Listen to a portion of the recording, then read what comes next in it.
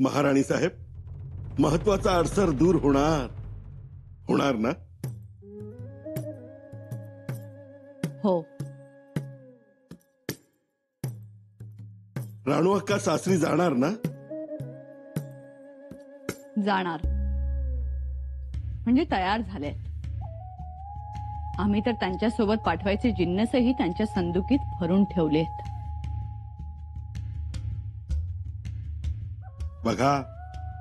बघा मोरोपंत, महाराणी साहेबांचं धोरण बघा, केवढी चतुराई. पंत, धोरण आमचं होतं, पण नियोजन मात्र तुमचं होतं.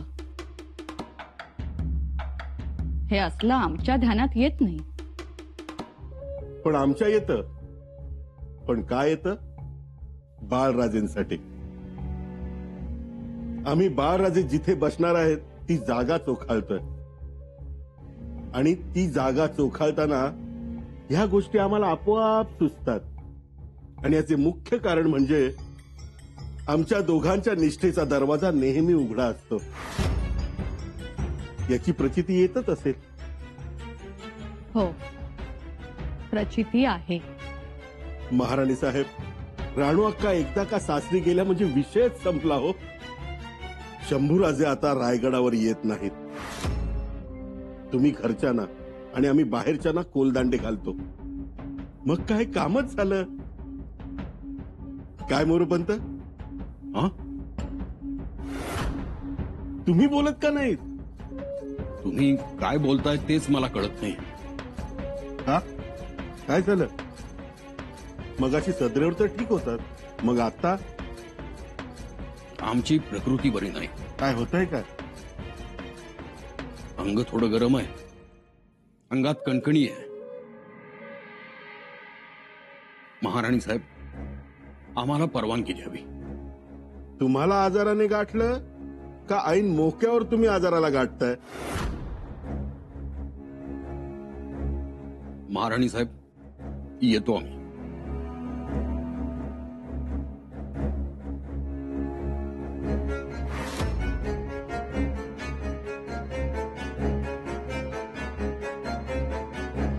अचानक काय झालं मोरोपंतांना?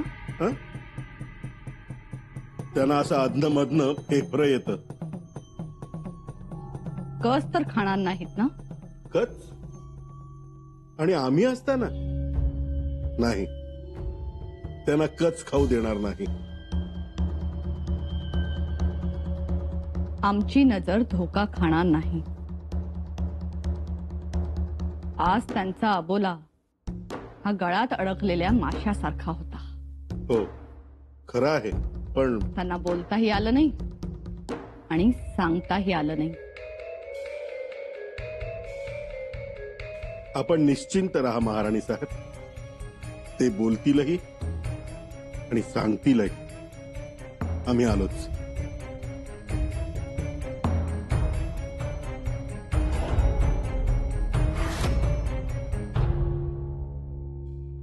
थांबा मोरोपंत. अहो, आम्ही आहोत मागे.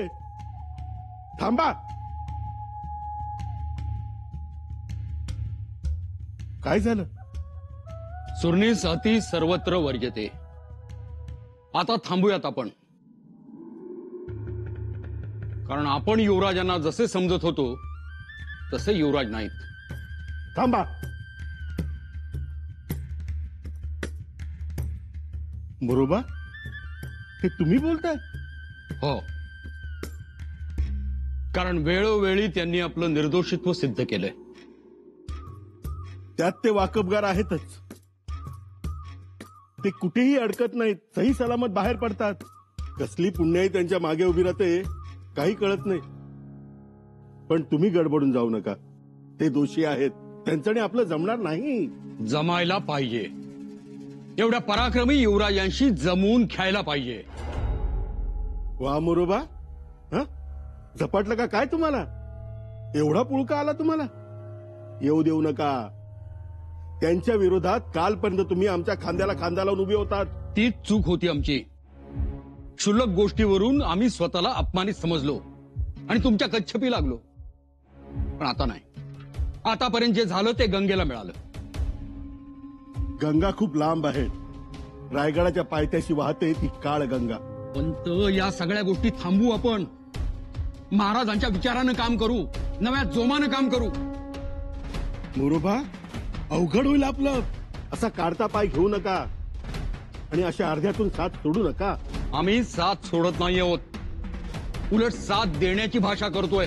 कुणाला? शंभूराजांना? अहो बघा, मोगलांशी केवढं राजकारण करून आलेत ते. तो शहजादाही स्वराज्यात येणार होता. तो आला असता तर केवढं मोठं राजकारण साधलं असतं. अरे वा मोरोबा, तुम्ही नुसते झपाटलेले नाही आहात, तर तुमचा कायाकल्प झाला आहे. तसं समजा हवं तर. पण स्वराज्याचे पेशवे आहोत आम्ही, आणि सत्यता समजल्यावर सुद्धा त्याकडे डोळेझाक करणं योग्य नाही. आता जे बोलायचं ते महाराजांच्या पुढेच.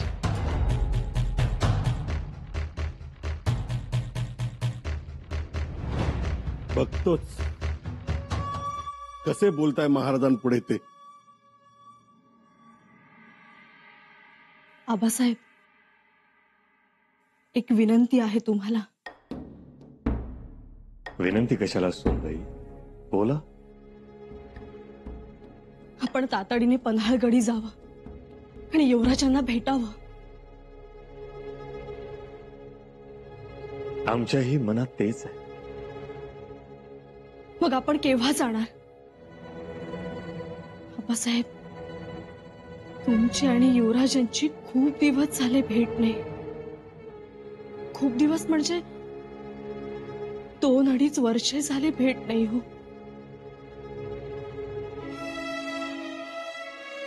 सोनबाई,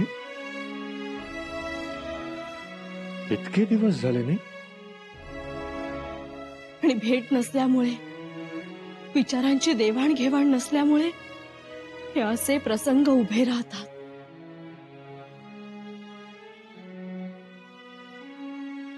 खरं तर सुनबाई, बंद दाराआड आमच्या दोघांमध्ये जी मसलत झाली होती त्याचाच हा एक भाग आहे.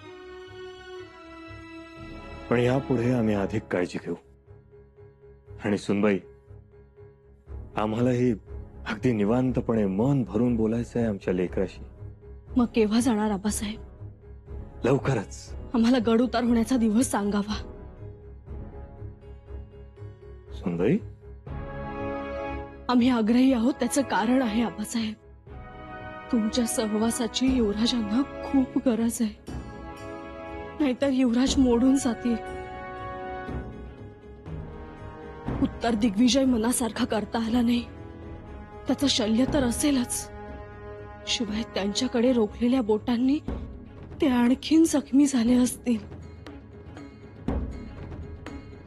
आबासाहेब, तुमच्या मायेची फुंकरच त्यांच्यात नवा जो मानेल. युवराज दुखावतील हो. आम्हाला कल्पना आहे त्याची.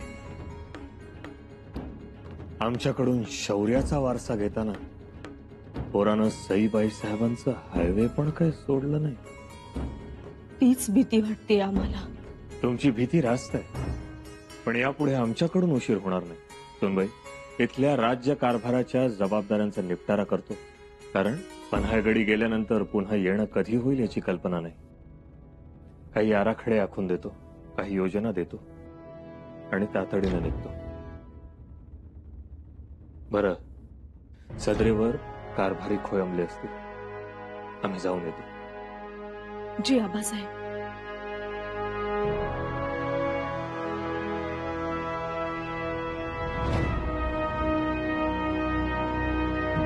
मला असं वाटतं महाराजांनी पन्हाळगडावर जाण्याची घाई करू नये. तुम्हाला काय वाटतं? अहो, मला तर वाटतं की त्यांनी जाऊच नये. अगदी रास्त बोललात. तुम्हाला यांचं बोलणं रास्त वाटलं, पण ते कोणत्या अनुषंगानं? कोणत्या अनुषंगानं म्हणजे? अहो, हे राजकारण आहे बाळाजी पंत. शंभूराजे 11 महिन्यानंतर स्वराज्यात येत आहेत, तेही मोगलांच्या छावणीत राहून. मग काय झालं? काय होतं बाळाजी पंत, कधी कधी शत्रूच्या मुलखात आपला माणूस 1-2 वर्ष राहून आला की त्याच्यावर पटकन विश्वास ठेवणं योग्य नसतं. कळलं? आपण म्हणतो युवराज आले, पण दिलेर खानानं पाठवले नसतील कशावरनं? कशावरनं नसेल ही त्याचीच खेळी. अहो 11 महिने राहिले म्हणजे बिर्याण्या खाल्ल्या, कंदुरी खाल्ली, मैफिली सजवल्या, त्या दिलेर खानाचा दिलरुबाही ऐकला आणि आत्ता याद आली म्हणून छावणीतून निसटले. हा सगळा बनाव नसेल कशावरून? राहुजी, यात काहीही बनाव नाही.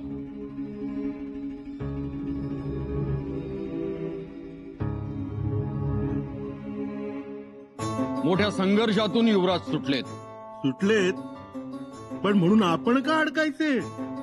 पंत, या गोष्टी आता बंद करा. एका असामान्य राजाचे आपण अष्टप्रधान आहोत याचं भान ठेवा आणि या गोष्टी बंद करा.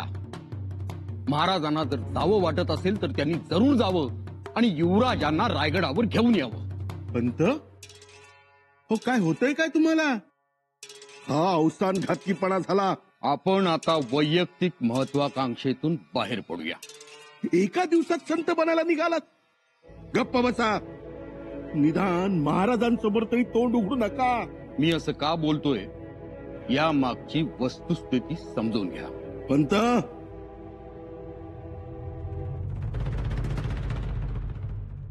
राणूबाई साहेब, हा, माफ करा, राणीबाई साहेब म्हणलं पाहिजे तुम्हाला. काहीतरीच काय हो? काहीतरीच नाही काय. अहो तुम्ही कामच असं केलंय. नवऱ्याच्या कर्तबगारीनं बायकोची मान उंचावते, पण तुमच्या कर्तबगारीनं आज आमची मान उंचावली. खरंच अभिमान आहे आम्हाला तुमचा. महाराजांनी तर केवढं कौतुक केलं. रायगडावर ज्याच्या त्याच्या तोंडी तुमच्या धाडसाचंच कौतुक आहे. आई अण्णा बी लई खुश झाल्यात. खरंच? खरंच. आणि तुम्ही येणार तेव्हा अख्खं गाव गुड्या उभारणार आहे. पण आम्ही परस्परच निघून गेलो. तुमची संमती घेतली नाही जाता. या समध्या सोपस्कारापेक्षा तुम्ही शंभूराजांच्या मागे तातडीनं जाणं गरजेचं होतं. तुम्ही गेलात, त्यांच्यावर सावधपणे देखरेख ठेवलीत, त्यामुळे वाईट काही झालं नाही. तुम्हाला तिथे जावं लागलं, तुम्ही गेलात, छावणीत राहावं लागलं, त्रास झाला, सतत काळजी, काय होईल काय नाही, झोप नाही तो दिलेर खान समोर. पण आता नाही. आता तुम्ही घरी चला आणि आराम करा. इकडचं भांड तिकडं ठेवायचं नाही. आता आम्ही तुमची सेवा करणार. मागेल ती वस्तू तुमच्या हातात आणून देणार. आता 2 पावलं बी चालायचं नाही. लोड तक्क्याला टेकून आरामात बसायचं. काय हो हे? कोणी ऐकलं तर काय म्हणतील? राणू, लखुजी राजे जाधवांच्या घराण्यात शौर्याची परंपरा तर आहेच, पण त्यात बायकाही धाडसात शौर्यात कमी नाही. त्या निजामाच्या दरबारात नवरा आणि 4 मुलांवर तलवारीनं हल्ला चढवला गेला. कत्तल झाली. लखुजी राजांच्या पत्नीनं म्हाळसाबाई साहेबांनी दरबारातून 5 प्रेत घोड्यावर घालून दौलताबाद देवगिरीहून सिंदखेडला आणली. त्यांच्या चितेला अग्नी दिला, पण डगमगल्या नाहीत त्या. पुन्हा त्यांनी नातू पंतूंच्या मनगटात ताकद आणि छातीत हिंमत भरली. त्यांच्या लेकी सुनाही धाडसात कमी नाही हे सिद्ध केलं तुम्ही.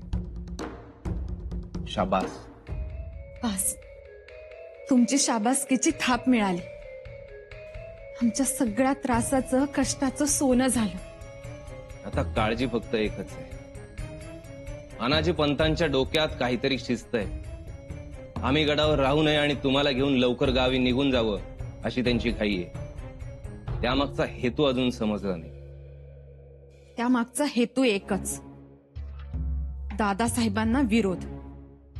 आम्हाला माहिती आहे त्यांना दादासाहेबांना रायगडावर येऊ द्यायचं नाही आणि दादासाहेबांना या म्हणणाऱ्यांनाही इथे थांबू द्यायचं नाही. याचा सोक्ष मोक्ष लावलाच पाहिजे.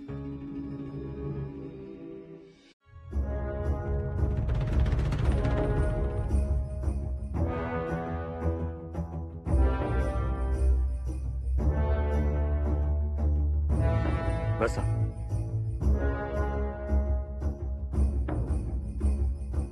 आम्ही पन्हाळ्याला जायला निघालो. शंभूराजेंना भेटायला.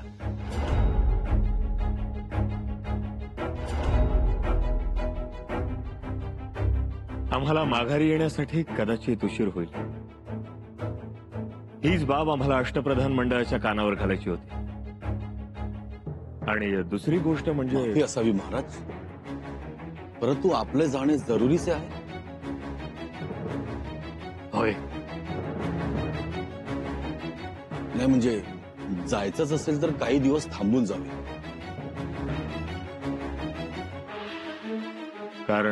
कारण शंभूराजेंचं असं स्वराज्यात अचानक परत येणं ही गनिमाची चाल तर नाही ना याची खात्री करून घ्यावी.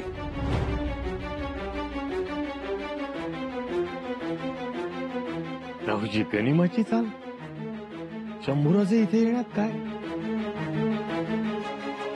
हो म्हणजे असू शकते. शंभूराजेंना सोडवण्यासाठी, शंभूराजेंना पुन्हा स्वराज्यात घेऊन येण्यासाठी आपणच सगळ्यांनी प्रयत्न केलेत ना? हो, पण आम्हाला असं वाटतं की जायचं असेल तर आपण जावं, परंतु विलंबाने.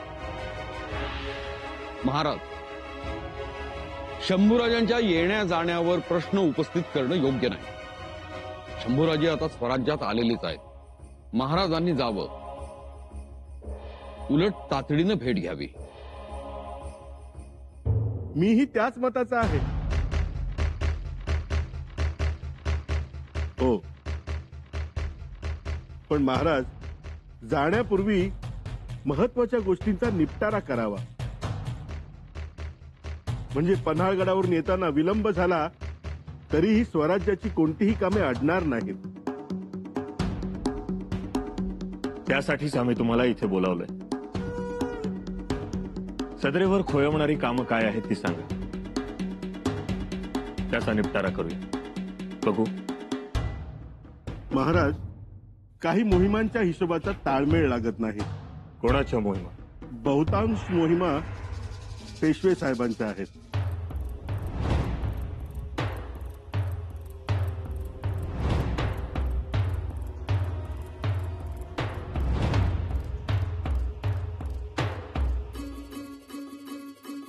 आमच्या मोहिमांचा हिशेब लागत नाही.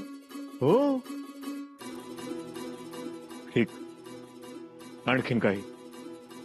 महाराज, एक महत्वाचा निवाडा करायचा आहे. चिमणाजी देशपांडे खेडबारे येतील. आणखी? महाराज, कोकणात काही बांधारे बांधायचे आहेत. तसेच घाट रस्ते नव्यानं आखणी करायचे आहे. आणि स्वराज्यातील 216 गावांना तगाई माफ करायची आहे. ठीक आहे. संबंधित कामांना आमची अनुमती आहे. खर्चाचे सगळे तपशील आमच्याकडे पाठवून द्या. आणि हो, मोरोपंतांच्या मोहिमांच्या जमा खर्चाचा ताळेबंद लवकरात लवकर आमच्या समोर सादर व्हावा. ताळेबंद बघून त्यानंतरच आम्ही पन्हाळगडाकडे रवाना होऊ.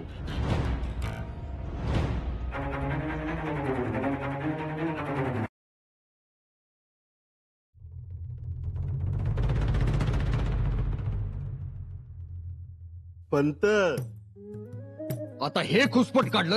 काढली तर खूप आहेत आणि नाही काढलं तर एकही नाही. आता तुम्ही पंताचे संत बनायला निघाला आहात.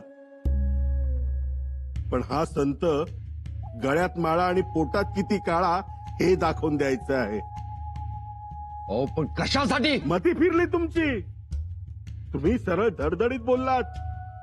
महाराज, तुम्ही पन्हाळगडावर जावं आणि शंभूराजांना घेऊन रायगडावर यावं बोललात ना.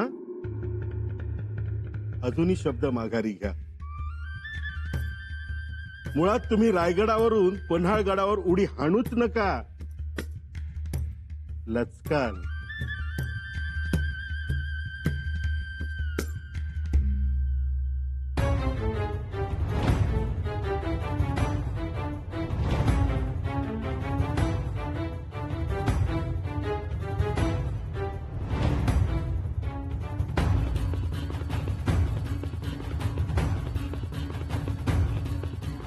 राणू अक्का? हो, आम्हीच. राणू अक्का, दादासाहेबांच्या राणू अक्का. तुम्ही सगळं ऐकलत?